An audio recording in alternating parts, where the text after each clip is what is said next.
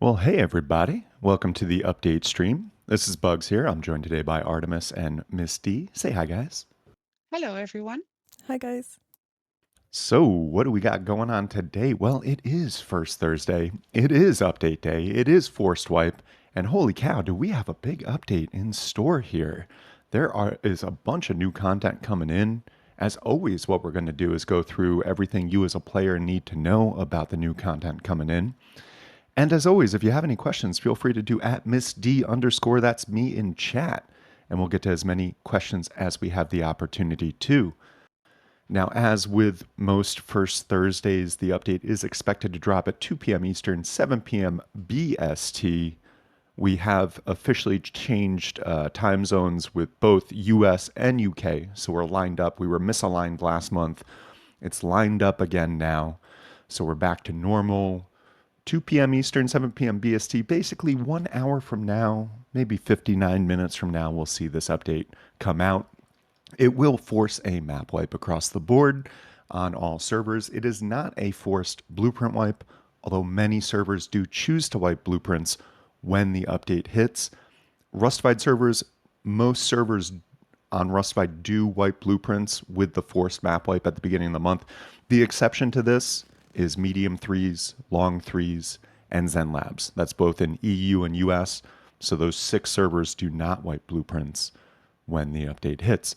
But let's get into it. What do we have going on with this update? Well, first and foremost, there is a new gun, the Minigun, and it is a force to be reckoned with. It's not going to be the most obtainable thing, and it's got a couple quirks and features, as Doug DeMuro would say if he was talking about a car. But we'll go through it. Basically, the minigun is exactly what you would think when you think of minigun. Yeah, it's got its own backpack for ammo, and it just spits out gunfire very quickly once you get those barrels spinning. So to get the barrels spinning, you hold right click and you'll see a little kind of progress bar until it gets to the point where you actually can fire. And then when you want to fire, you just hold the left mouse button and it'll let those 5.56 rounds start flying. It has a very rapid fire rate. It's got some recoil. It will do some damage. Now, here's a couple things about it, though. It does have 300 rounds when you reload it, so you've got 300 rounds in. What do we say in the mag in the clip? I don't know. I'm not a gun guy. I'm sorry, but I should be at this point. Maybe I will be more so soon. But it's got 300 rounds before you have to reload. You can get a sense for kind of the recoil and the fire rate here as Artemis shoots up our wall. And a couple catches though. No using other 5.56 rounds. So no explosive rounds, no incendiary are working as of us testing this last night. It was just using normal 5.56. The other thing is you can only reload at a tier 2 or level 2 workbench actually. And you can only reload from the inventory menu when you're standing in range of a level 2 workbench. So if you want to actually reload this guy, you got to make sure you are around a workbench and you have the normal 5.56 in your inventory. And then you go into the inventory menu via tab or whatever and click on the minigun, and then you can unload the ammo and reload the ammo in there. The reload is a quick process when you're at a level 2 workbench. But if you're not at a level 2 workbench, you can't reload this puppy. The other thing is you can't craft it. And so you can't research it, you can't craft it. It's actually something that you have to find in hackable crates or on heavy scientist bodies, apparently. And we'll get into a little more of that a bit later with the heavy scientists because there are some changes to loot drops for the heavy scientists and even a new military flamethrower that the heavy scientists are apparently dropping. But with regards to the minigun, you're only going to find it in those crates or on heavy scientist bodies, maybe in Bradley crates. I didn't get a chance to test that, but it's only found in loot. You can't research it, you can't craft it. To reload it, you got to be at a level 2 workbench and it only shoots 5.56. So it's not necessarily a gun you're going to just be carrying around all willy nilly, but for certain specific use cases, it could really come in handy in a pinch. The other interesting thing is it does have this ammo backpack, and that ammo backpack is visible on your back when you've got the minigun loaded. Originally on staging, it was two separate items. It's been merged into one inventory item. The interesting thing is, and I imagine this is going to change at some point, but you can actually use other backpacks still when you have the minigun on. So we're actually able to load up a large backpack and equip it and put it on and fill it with items. And kind of the minigun backpack just disappears at that point. So once again, I think that's probably going to change. I can't imagine that was necessarily intentional, but that is the state of the situation right now with the minigun. So that's the minigun, and it's one of the new weapons entering the game. The other weapon that we just saw entering the game as of last night, and we didn't even get a chance to fully test it and everything, is this military flamethrower.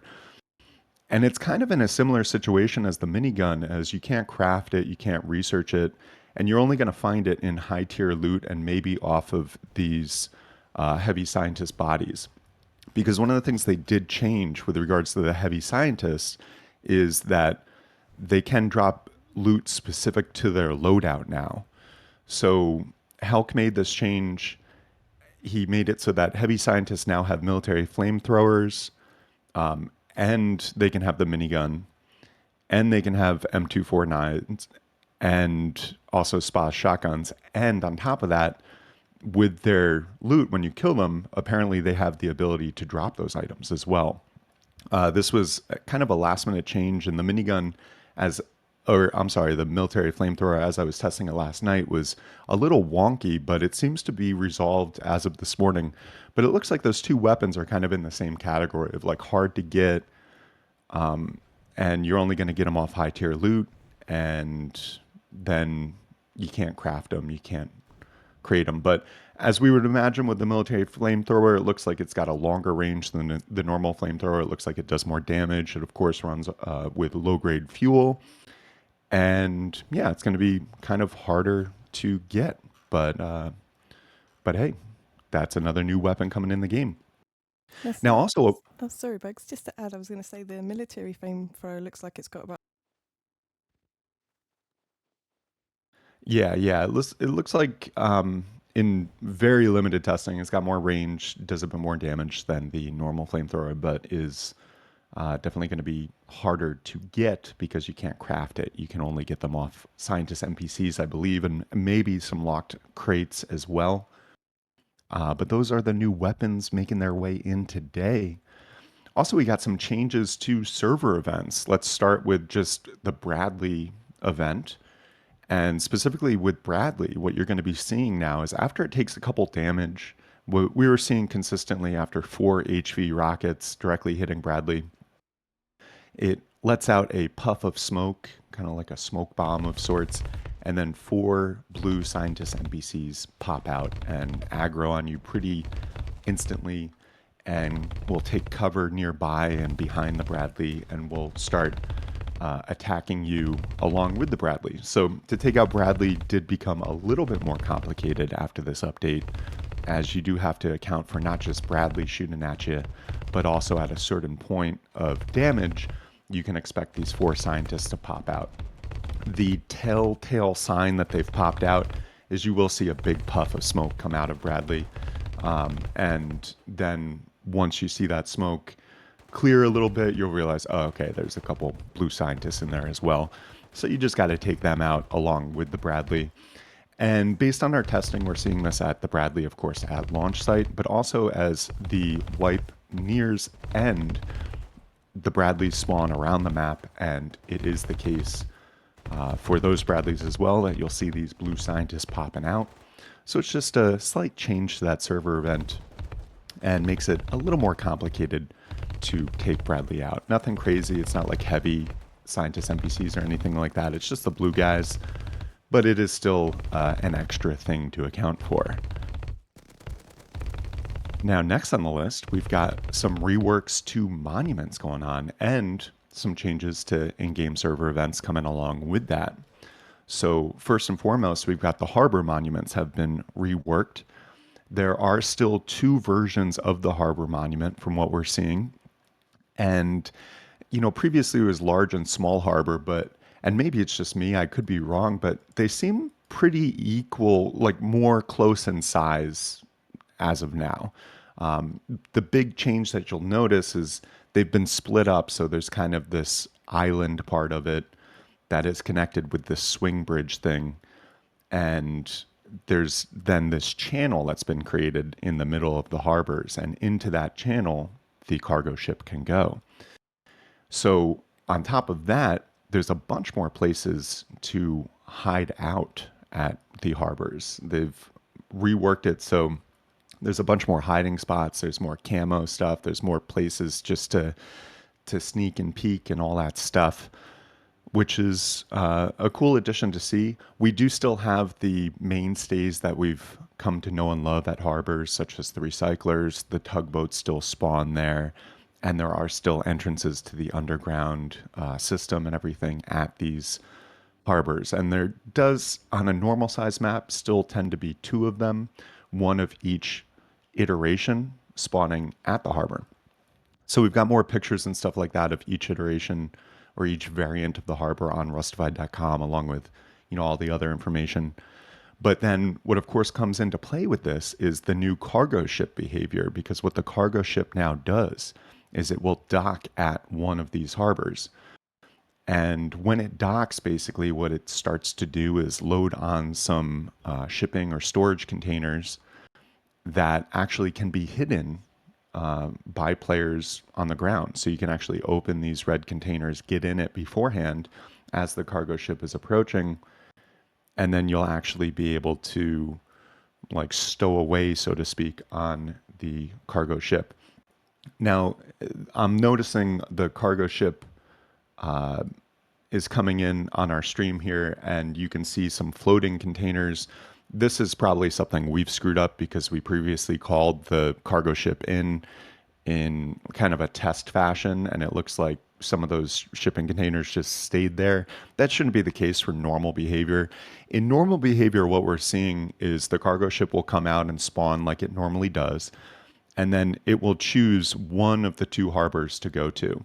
It doesn't go to both harbors. It doesn't dock at both harbors. It doesn't load the crates at both harbors. Originally, we were thinking maybe it loads the crates at one and then goes up to the other harbor and unloads them there. That is not the case. What we're seeing based on our testing is that the depending on the seed, basically the harbor or the cargo ship will just go to one harbor, and it'll just go to that harbor every time it comes out, and it will not go to the other harbor. It'll go near it and it'll go around it, but it won't dock at it. So basically, it's only docking actually at one harbor on the map at a time, based on what we're seeing. And if the cargo ship comes out one day and then a couple days later it comes out, it from our testing, it's still docking at the same harbor each time, if that makes sense. But basically, the cargo ship comes on in. You'll see that swing bridge start to swing open to allow the cargo ship into that channel. And then the cargo ship, once it's in there, stops and they start loading. And this happens automatically. The cranes at the harbor just start loading on, it looks like, four red containers, shipping containers. And this whole process takes about 10 minutes. It's specifically more like from the time the cargo ship stops to it starts moving again, looks to be about 8 minutes exactly.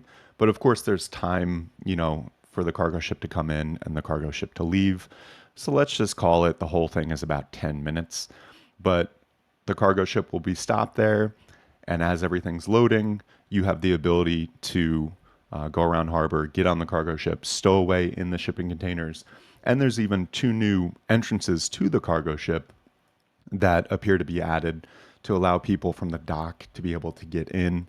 You can see the new doors on the side, and that's just a new point of ingress to the cargo ship based on what we're seeing, where you can just go to the harbor, be there, and then get right on the cargo ship. Of course, you want to take into account all the blue scientist NPCs that are going to be on the cargo ship, as always. And yeah, it's going to be a really interesting new point of Interest? Yeah, good words.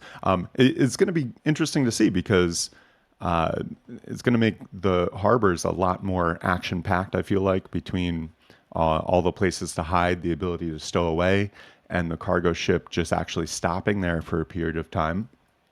This is a really cool new event coming into the game, and it works alongside of these new harbor redesigns. So that's what's going on with the cargo ship harbor docking. Now, also what we've got going on, and I don't want to move by too quick because we can watch the harbor for a little bit and see it ideally load those containers or whatever.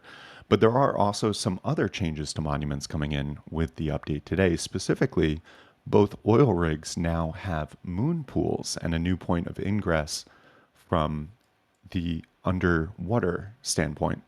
So, like the underwater labs have, uh, a moon pool has been added to each oil rig. And in conjunction with that moon pool, there's this big vertical pipe that people can climb up. And this is with both oil rigs. And you can just now either use a submarine underwater or some diving gear to approach the oil rig in a hidden fashion and get in, ideally unnoticed potentially, to anyone else who might be already on the oil rig, which is a cool new addition to those monuments as well. But yeah, yeah, that's some of the new monument changes coming on in. There is, of course, some other monuments still being worked on. There's the whole redesign of the compound and everything that's still being worked on. And as the devs mentioned earlier this year, they do plan on this year reworking a lot of the existing monuments to improve upon them and make them more interesting. And here we can see the cranes at harbor working, and it isn't always red shipping crates. It appears sometimes, I guess, they're orange, but you can see the cranes kind of working on loading and all that stuff, and that's the cargo ship docking at harbor. That's it. I do believe the ones you can actually get into are always red at the minute from our Are they testing. okay? Yeah, Cool. that I was I think that guy was just having a little moment, having a little wiggle. Yeah, yeah, I was confused because I've only seen the red one so far, but then I just saw that yellow guy moving. I'm like, maybe they. That's But yeah, yeah. Here we go. I He think should it pick is this just one the up. red ones. And yeah, and these cranes operate automatically. It's just a built-in thing. Once the cargo ship docks, you can see the cranes slowly start working. It based on what I was seeing, it's two cranes that work, um, and they each have one container that they'll lift at a time, and it ends up being four containers total that get loaded onto the ship. So that's four different points of stowing away that you have access to. And basically, you just want to look for those red containers at harbor before the cargo ship comes in, and you can open the doors to those shipping containers and then close them again once you're in there. So, a cool little new dynamic coming in for the harbor and for the cargo ship monument, or server event, as I should say. But awesome. Also, going on, there's some other stuff coming in. We've got first of its kind, the first tool cupboard skin coming in. Now, this is available on the item store as of right now, and it is the retro tool cupboard skin that's coming in. And it's got a cool retro vibe. You can go find it on the item store, and it is available for US dollars. For people in the US market, it's $9.99 US. And it is simply a new skin for the tool cupboard we all know and love. It's still the same size as the tool cupboard and everything like that. But what you will notice is that it's got some screens on the front of it. So you can actually, when you're authorized, get some information about upkeep time remaining, amount of building blocks, and doors attached to your building, which is kind of a new metric, which is cool. And then you can also see kind of the upkeep cost of each resource that you need to keep track of. Now, these displays only show up once you're authorized on it. So if you come up to one of these retro tool cupboard skins and you're not authorized, you won't see anything on the screens. But when you are auth on it, you can see the visuals of how much time you have remaining and the different resources required and all that stuff. So that's the first tool cupboard skin of its kind. and cool to see. Nice job on the design and execution of it. You can still lock it, of course. It still has the same functionality as a normal tool cupboard, but it's got some cool screens on the front. It's got a cool retro vibe to it. And it is available now on the item store. Once again, $9.99 USD if you are in the US market. I don't know what it is internationally, but it's probably roughly around there. Now, also coming in the update today, we've got some huge improvements to the electricity system. And this is some huge quality of life, especially for all you Rust electricians out there. You're going to be very happy to see what they have done with the electrical system in the past month. And to summarize basically what they've done, first, they've added IO snapping, which is a cool little thing. So when you're putting splitters or combiners or whatever, when you're putting things on the wall, what you can do is hold left click and then it will automatically have those things snap either horizontally or vertically. So if you're kind of anal retentive about where you're putting your electrical components on the wall, uh, you can get a little bit more of a grid fashion going more easily just by holding left click as you've got the placement lines. And you can see it does kind of snap in all directions. It lines up horizontally and vertically. And then if it finds things in a grid, it kind of helps you make a grid. It's not perfect, but it's pretty good. And it's definitely a lot easier than just eyeballing pixel to pixel your stuff to make sure it's lined up. Now, IO snapping is cool and all, but that's not even the coolest part about the electrical improvements, because what they also did was they removed the power consumption for all these little electrical devices. So the logic gates like AND, OR, XOR, memory cells, timers, blockers, randoms, switches, smart switches, splitters, root combiners, electrical branches, all those little electrical things now no longer require any electricity. So the net result of that is you need a lot less electricity, especially when creating more complex electrical, systems. On top of that, they also went through and fixed a whole bunch of these phantom draining issues. And there were just a bunch of different instances, like the memory cell was draining battery on both sides instead of from the active output. And these logic gates were draining batteries on both sides instead of the side with the highest power input. Also, electrical lights were requiring one power when off, and ceiling lights were requiring two power. Now they only require one. The end result of all this stuff basically is you need a lot less electricity in general to build these more complex electrical systems.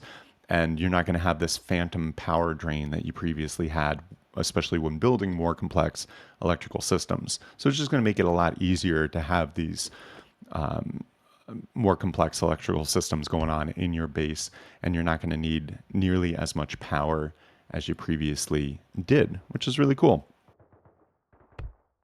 Also, what we got going on, and I'm very happy to announce this, is anti-cheat improvements. And this is something that the devs did announce. Specifically, Alistair announced via a post on X. I believe it was last week. And long and short, they're working with the AC.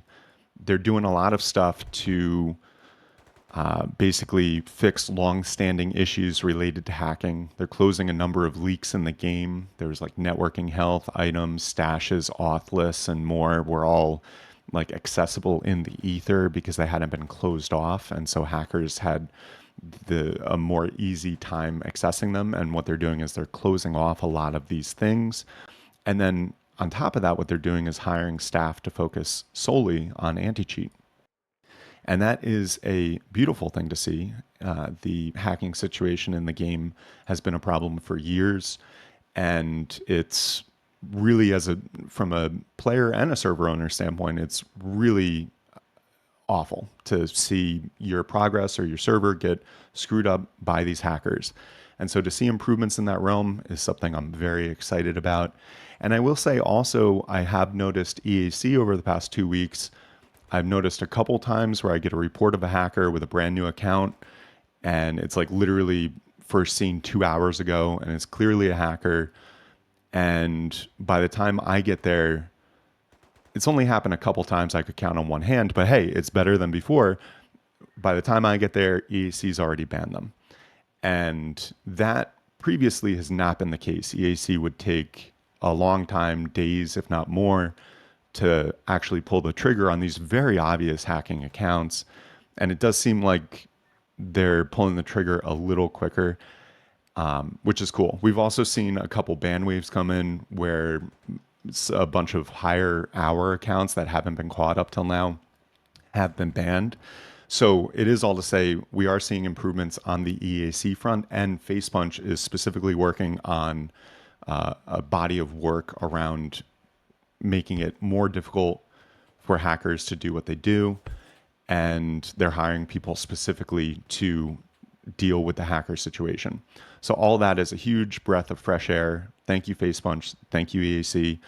I will say there's still a lot of work to do. It's not like we've seen some improvements and, ooh, the hacker situation is fine now. No, the hacker situation is still a nightmare. It's still out of control. But we are seeing some improvements, and that's more than I can say about a lot of previous time of me doing this. So it's very nice to see, and I look forward to being able to report in the weeks and months to come on how the hacker situation is now under control. It's not there yet, but I am looking forward to FacePunch and EAC taking care of that in a way they haven't yet done. So good stuff on the anti-cheat improvements. Also, what we got going on, a couple other things. As I mentioned, the heavy scientists now will have the military flamethrower. They'll also have miniguns, and they'll also have the M249s and the SPAS shotguns. And specifically, what they can do now is drop loot specific to their loadout. So it's not every time you see a heavy scientist with a minigun will they drop a minigun, but it does look like there's a small chance that they might actually drop some good stuff when you kill them. So that's been updated and changed when you're dealing with the heavy scientist. Also, there's, speaking of server events and things like that, there are a bunch of changes coming into the patrol helicopter. And specifically with the behavior of that patrol helicopter, they've added a napalm strike to it. They've added a new flee state to it. And there's just a whole ton, so many that I can't even really effectively, I feel like, summarize it. They just changed a whole bunch with regards to the behavior of that patrol helicopter in the game. And so we'll see that going live today as well. And I imagine the dev blog might have a little more specific information on how they've changed it. But there's basically just a bunch of new stuff going on. So you'll notice that patrol helicopter behaving a little differently. We've also got some new world models for seeds and for heads. So if if you drop a head on the ground, it'll be a bloody burlap sack. And if you drop seeds on the ground, then you'll be able to see that they've got their own kind of design or branding when you drop them now as well. And that's just part of the world model, you know, update. There's that's an ongoing body of work and process.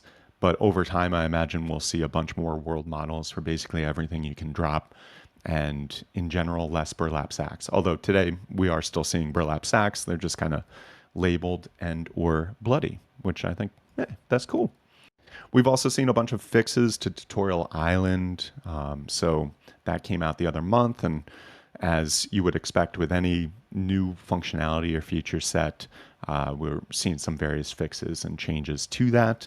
They fixed a bunch of typos and item descriptions and stuff like that, miscellaneous stuff. And they've also fixed some NREs, and they've done some more performance and quality of life stuff in the background. It's all very much in the miscellaneous category, and I imagine we'll have some more specifics on the dev blog. But just know they have been fixing things and improving the performance of various things as well. And that about does it for what we've got going on in this update. And if you're just tuning in, we should see this update go live in the next half hour. Generally speaking, what we see is the server update hit in about 10-15 minutes. And then about 10 or 15 minutes after that, we see the client update hit and the dev blog go live. And at that point, we say, okay, the update is officially live. So all signs point to we're on track for an on-time update in the next half hour. So that should be when all the servers force wipe and everything like that. But in the meantime, Miss D, do we have any questions from the audience? Yes, we do. A bunch. Let me see here. Is there plans for new Twitch drops anytime soon? Probably. I imagine there will be more Twitch drops at some point. I feel like we're overdue for a Twitch drop campaign, but I feel like the devs have been working on forward development and stuff like that, and haven't done that. But there's no real set schedule for Twitch drops. The devs at some point in the previous year said they were looking to do, I believe it was like every other month, but we haven't seen that consistently. So I don't know. I imagine we will see some Twitch drops at some point in the near future. I am not personally aware of any planned campaigns, but also as some people know, as some people don't know, we're not developers of the game. We're just an independent organization who loves reporting on development news and running the best servers that we can. So, given we're not the devs, we're not always, privy to what the scheduling for Twitch drops and other things is. So, we'll keep you posted on that. But I'm not aware of any specific Twitch drops coming anytime soon. Do the heavy scientist flamethrower go through fences slash hold floors like the crane on small oil? It does indeed, yep. So that you might need a bit of a rethink there. It doesn't seem to be able to get you at the moment if you're kind of hiding around the corner on the crane, but if you're at the front part there, they definitely can. Yeah, and that new Interesting. flamer does definitely have more range than what we've seen in the previous flamethrower. So It's about you want to 4 watch out for building that. squares, yeah, at the moment when I was trying to kind of measure it. It's about 4 building squares that it will burn from. Can you explain the new NPC loot? Does it just apply to heavy scientist or all of them? It looks like it's just the heavy scientist loot that was changed, and but actually, as I'm looking at the commit, it does say NPCs can now drop loot specific to their loadout. So I guess it might be all of them. And this was just a recent change that we haven't had a huge opportunity to test. When I went to Oil Rig last night and was killing heavy scientists and getting a sense of how this flamethrower was working, I actually didn't see any like I killed a bunch of heavy scientists with miniguns and flamethrowers, and I didn't get any flamethrowers or miniguns. So I think it's a very rare case that they might drop something of real high quality. But based on the commit, the language leads me to believe that it is actually like all NPCs might drop better loot now if you're lucky. One thing I think I may have noticed is that sometimes the NPCs seem to have ammo corresponding to the gun that they have, which I'm not sure if that was the case before or whether we've just noticed it, now. Yeah, and that's one of the challenges that we have here is, this stuff is all in development until pretty much the moment it goes live, and these changes were just done yesterday evening, and so I'll be honest, I haven't had a chance to sufficiently loot a ton of NPCs and get the full breadth of the situation. But based on the commit, it says NPCs now can drop loot specific to their loadout, so that could be ammo, that could be their actual weapon that they're using. And my sense of it is that you do have a chance to actually get the weapon they're using now, even if it is a military flamethrower or the minigun. But I do think that's a very low chance of drop. And once again, I could be mistaken. This just went in and it is subject to change. I was just testing the flamethrower. Artemis gave it 1 sec. Yeah, perfect. Yeah. I just Uh, wanted to can see the flame, if that's cool. yeah, I'll do it after this question. Sweet. Can you attach the minigun to a helicopter? Oh, let's test the minigun if it can go in turrets and stuff like It that. can It can indeed. go in Yep. turret. Yeah, I just put it on the turret here on the roof, but I didn't want to turn it on, so Artemis died. Yeah, But you can like definitely attach it to that. And also the weapon racks, you can put it on there as well. yep. So Now, for now, it seems to be the case, and also it seems to negate the reload need as well. So in that testing was going to be my earlier, question. yeah, in testing earlier, if it had the ammo available, it seems to reload okay. So minigun turrets might be a new popular thing to do because yeah, I was wondering if it would just fire off the 300 rounds and then you'd have to actually dismount it and go back to tier 2 Yeah. workbench, but apparently not. Will Zen Labs have Helios this wipe? I think so. ZenLabs has shifted back to small proc gen maps and PvP oriented, like small pop server, just because the unfortunately the where custom mapping is at the moment has it be very difficult for us to successfully run a bug-free environment when it comes to custom maps. We do want to go back and have more custom maps in the future once this changes, but for the time being, we're just running smaller proc gen. And I think they should have helicopters, but I might be mistaken. If anything, feel free to ping us in Discord, and we can ask the system team what is going on there.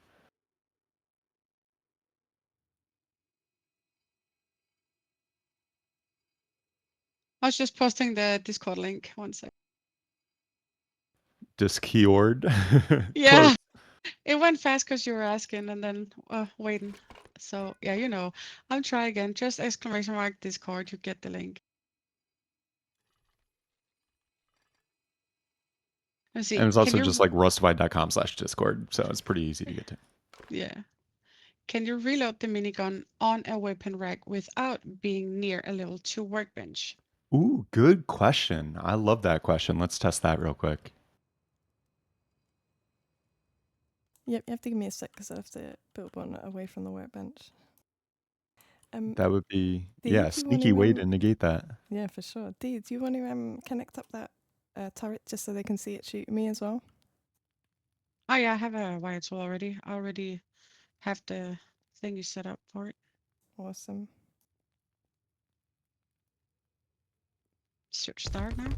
Ooh, I get a lot of errors. Holy moly. Yeah, unfortunately.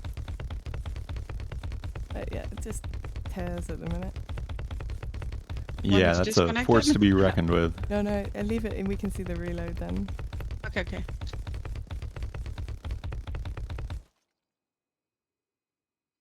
And yeah, if you're just tuning in, the update is not out yet, but it is expected out at normal time. So what that would mean is we should probably see this client update hit in the next 10 minutes here. And then generally speaking, we see the server update hit about 10 minutes or so after that, and we see the devlog go live. So it still, by all accounts, looks like this update is coming out on time, regular scheduled time. So we should, in the next 20 minutes or so, have all the servers updated and wiped and enjoying some fresh wipe post update action. I was gonna say, sorry, I don't think you put extra ammo in. Hold Womp on. womp. When the containers spawn in cargo, in harbor or after harbor or when? I'm not sure I understand that one, but do you? I think so. The four red containers at harbor. I don't know exactly when they spawn, but generally speaking, they're going to be there on the ground before the cargo ship gets there. So if you do want to play that stowaway game at the new harbor, then just look for those red containers, the shipping containers that you can open the doors on, and there's four of them that get loaded on per cargo ship docking based on what we're seeing. So that's how you would kind of gauge that, hopefully. Do you know if the water barrel fuel tank module bug is fixed? That I am not aware of. Next, is it possible to show the box loot location within the harbor? I don't think we have time for that, unfortunately. I'm sorry, but I'm sure Corrosion Hour is very good at updating this stuff, so they'll probably do something in the next day or two that shows all those locations. But given the time and everything, I think probably I should do a quick decap here, and then we can maybe handle some more questions before the update is officially live. Yeah, we still have a bunch of questions, so. I believe it. I believe it. So, Yeah. from a recap standpoint, just if you're tuning in and wondering what is coming in this update, well, it is a big update. It's a large update. We got a bunch of new functionality features. We got new weapons, all this good stuff. And it is expected to hit within the next, oh, look at that. Server update just hit as I'm saying it. Boom, let me tweet about it. And that is a great sign. That does mean that we should see this update come out on time or even early potentially. Let me I thought to make a draft tweet before so I can just hit post. And yeah, that's a good sign that this update is coming out on time. We should probably see the client update hit now within the next 10, 15 minutes, and the dev blog should be shortly behind that. But in the meantime, let me do a quick recap here. One, we've got some new weapons coming in the game today. First and foremost, we have the minigun. Now, this is not craftable. And are you able to reload it on that weapon rack, by the way? Indeed, yeah. I didn't want to You interrupt Ross, are. but yeah, cheeky for Ooh, now. There's a cheeky, couple of ways cheeky. to kind of get around it. And good questions, guys. Yeah, so the minigun, basically, this is a big gun, as a minigun would be. It's got 300 rounds of 5.56. It only takes normal 5.56 ammos, but there's a couple of catches here. One, you can't craft, you can't research it, so it's going to be hard to get. It comes with its own ammo backpack, and basically you're going to be finding this in the hackable crates, or potentially, if you're lucky, on heavy scientist bodies. Although I personally, and I haven't killed swaths of them, but I killed a bunch of heavy scientists. I didn't find any on the heavy scientist body, but apparently, based on the commits, there is a small chance that you could. But anyway, a couple other catches of this minigun is not only will it only do normal 5.56, but if you want to actually reload it, you got to go to a level 2 workbench, or thanks to the brilliant question that someone just asked, or a weapon rack, because you can actually reload it on a weapon rack, but you can only reload it by going into the inventory and selecting reload. So you're not going to just be roaming the map with this guy, because the second you need to reload, you're going to either need to find a tier or level 2 workbench or a weapon rack, as it were. But once you do get the thing spinning, it really unleashes a lot of firepower. You hold right click to get the barrel spinning. You'll see a little progress bar go, and then once that progress bar is complete, you can hold left click and let those bullets start flying. And once again, not craftable, not researchable, only found in loot. It looks like hackable crates and maybe heavy scientist bodies. Now, also, there's a new military flamethrower that's kind of in the same category as this. You can't craft it, you can't research it. You're only going to find it in high tier loot. Like the normal flamethrower, it runs on low grade fuel, it shoots flames. Basically, it looks like, if we're comparing it to the other flamethrower, it's got more of a range, it does more damage, it's like more of a force to be reckoned with. But yeah, it's going to be harder to get because you can't craft it, you can't research it. Now, moving on, because we're doing a quick recap here. The server update is live if you're just tuning in. Oh, and I didn't update our little thing here. Let me update our little thing on the top left for new people to see the server update is live. But also, with that, we got Bradley scientists coming in today. So when you go to take out Bradley at launch site, or towards the end of the wipe when they spawn all around the map, after a bit of damage, basically 4 HV rockets worth, you're going to see a big puff of smoke, and then 4 blue NPC scientists will pop out. So that's just another thing to take into account when you're taking out Bradley. It's going to be a little bit more complicated. Nothing crazy. It's just 4 blue scientists, but they do take cover behind Bradley. They aggro on you pretty quick, and you're going to have to take them out as well. Also, we have the harbor rework coming on in here. So both harbors have been reworked to now have kind of this center channel where actually the cargo ship can dock. We still have the old stuff that we had at harbors, like recyclers, we've got loot, we've got the underground tunnel entrances and everything like that, and also the tugboats still do spawn here. But on top of that, the design of the harbors now has a lot more places for people to hide, a lot more like just little corners and hiding spots. And on top of that, the cargo ship will now dock at one of them. So how that works basically is the cargo ship spawns like normal, and then it will pick one of the 2 harbors. And depending on the seed, it looks like it just picks one of them, and that's the one it goes to. It doesn't dock at both harbors. It will only dock at one of the 2 harbors on the map. And how that works is, as it approaches, there's a swing bridge at the harbor that opens up. And then basically the cargo ship slips into this channel in the harbor. It stops there for about 8 minutes. During that time, the cranes start automatically working and start loading these red cargo crates, cargo containers. Interesting thing about these red cargo containers is you can actually open them and get in them beforehand. So you can kind of stow away on the cargo ship utilizing this new functionality, utilizing this new event. There's also some new doors on the side of the cargo ship. So when it's docked, you can kind of just get into the cargo ship directly in a way that you couldn't previously do, which is cool. And once again, it's only happening, it's only docking based on our testing at one of the harbors on the map. So if you see a dock there and you're on the same server, same seed, and everything like that, you can count on that's where it's going to dock when the cargo ship comes out. It's not docking at both of them. It's not like going to one, loading up the crates, and then going to the other and unloading them. It is just actually just finding one of the new harbors and docking at them. But yeah, both harbors have been changed to have this center channel. It looks like they probably both could handle the docking, but I think just one variant is the one that actually gets docked at, and that's where the cranes load and everything like that. But nevertheless, at both of them, you're going to find much more hidey places and still have the loot and all the stuff that you know and love at the harbors.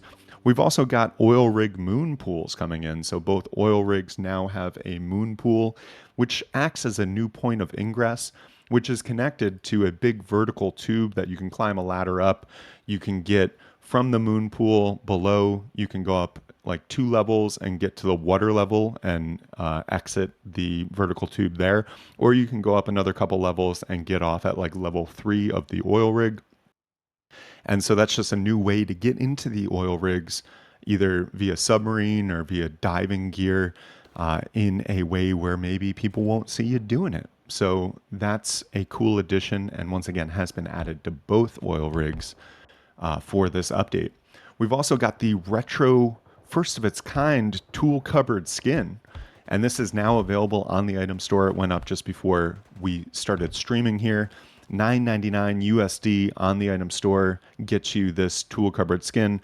Once you bought it, you'll want to use a spray can to like reskin the tool cupboard you place. But basically, it's the same size, same functionality of a tool cupboard, but it's just a cool retro skin with a couple displays on it. On the displays, if you are authorized, you can see the amount of time you have left before decay starts. You can see the amount of building blocks and doors and various things on the structure, and you can also see the upkeep cost per resource. So, and it's got this cool retro, kind of design. So head to the item store, check it out if you so choose to, because it's a cool, new, and first of its kind skin for the tool cupboard. Also, we've got a bunch of electricity improvements coming in. First and foremost, there's IO snapping has been added.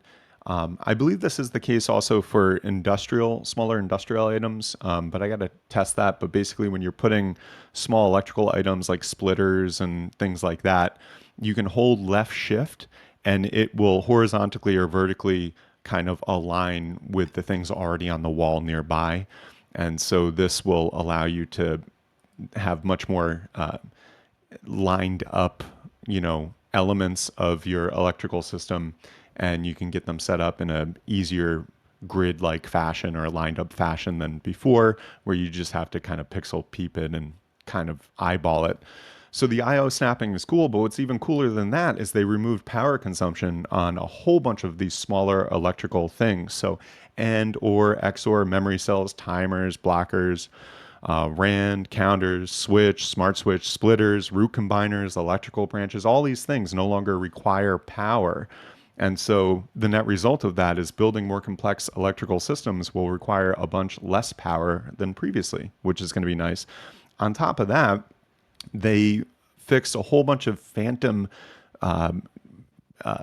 energy drain coming out of a bunch of these different things. So like there was memory cell drainings on the battery on both sides of various different things that shouldn't have been the case. And so what you'd have is you'd have all these little devices using power, and then you'd have a bunch of these other devices phantomly draining the power, and the power requirements for a more complex electrical system got like really crazy really quick.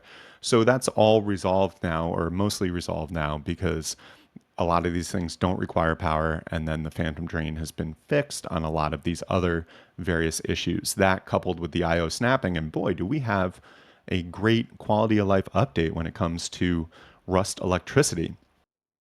Also, I'm very happy to announce there are anti-cheat improvements coming in. Client update just hit. Whoa, that's early. So client update is live. Let me change this and tweet about it. And that means you should restart Steam if you're not seeing the client update. We'll probably see this dev blog hit anytime soon. Let me just tweet about it real quick.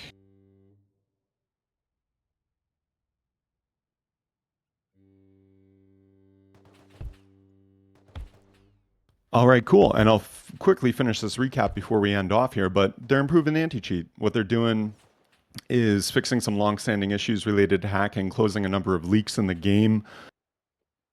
There were things like networking health, items, stashes, auth lists, and all this stuff that was leaked out to hackers, and that's being tied up. And they're also hiring staff specifically to solely focus on anti-cheat.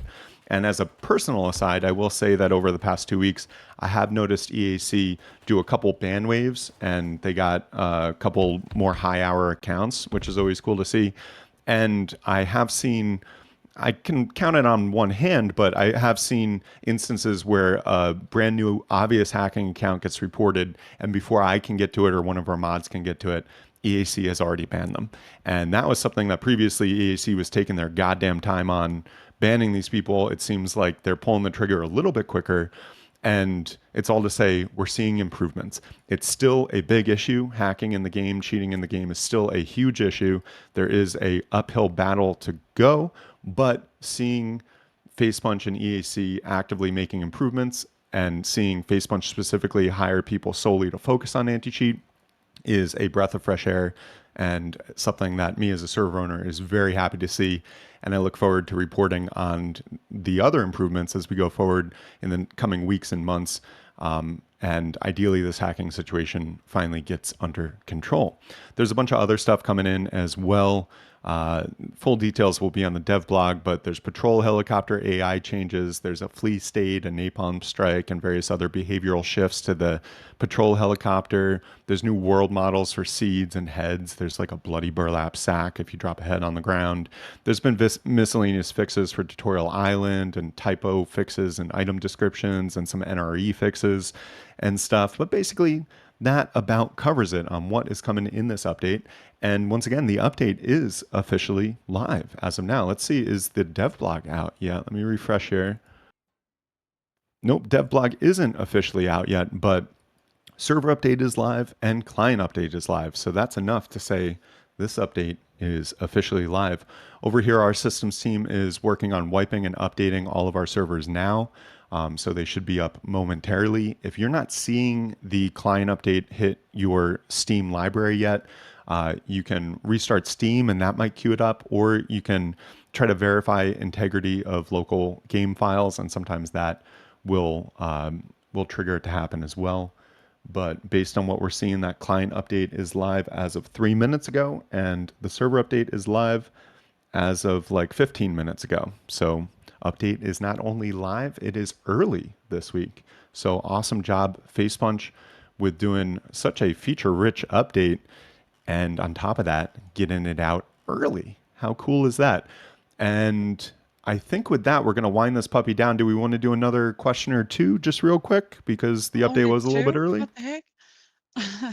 Does the cargo go to all the harbors or does it just like choose one? No, it just chooses one, and the other harbor it'll go near, but it doesn't dock at. It only docks at one harbor per map. And if it chooses that harbor, then the next time it comes out a couple of days later, it will choose that harbor again. We're not seeing it go to both harbors, and we're not seeing it switch between harbors on the depending on the day it comes out. Based on our testing, it's just going to one specific harbor per map seed. Can you put the flamethrower into auto turrets? I just tested that and no, you cannot. Only Okay, the so yeah. minigun. Yeah. Another one was asking if you can put explore ammo in with the minigun in the turret, and you can actually. But Oh, I don't know if interesting. it's, yeah, so Artemis, if you go in front of the turret um, that has explore ammo in it, if you wanna. See if it works. Sure. Have you took the normal 5.5 out of the minigun? Oh, it's gonna reload, right? I think it was empty when you were there before. Cool. Is the TC still the same size as before? Yeah, it looks like the same dimensions and everything, just a skin.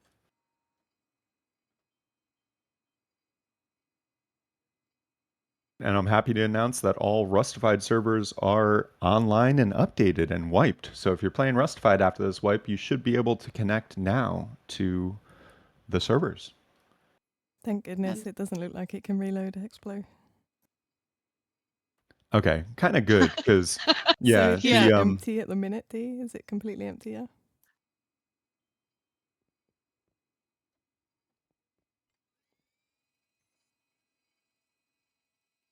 Yeah, it's 0. It's not reloading. Awesome, yeah. So no Explo. so yeah, the minigun does not use any other ammo other than normal 5.56 ammo, even if it's working in an auto turret. Okay, this is not a question. Keep up the good job. You and Bugs are the best. Thank you. Thank you guys for the kind words. And as always, I just want to thank everyone for tuning in. You know, a lot of people think we're developers of the game or we're on the Face Punch payroll, and neither of those are accurate. We're just an independent organization of people who are fans of the game, love tracking development, and love running the best servers that we possibly can. And the only way that we can do this week after week, month after month, well, year after year, because we've been doing this about 10 years now, is through the support of the community. So to everyone who tunes in and watches each month, each week, thank you so much. People who subscribe on Twitch and give bits, thank you so much.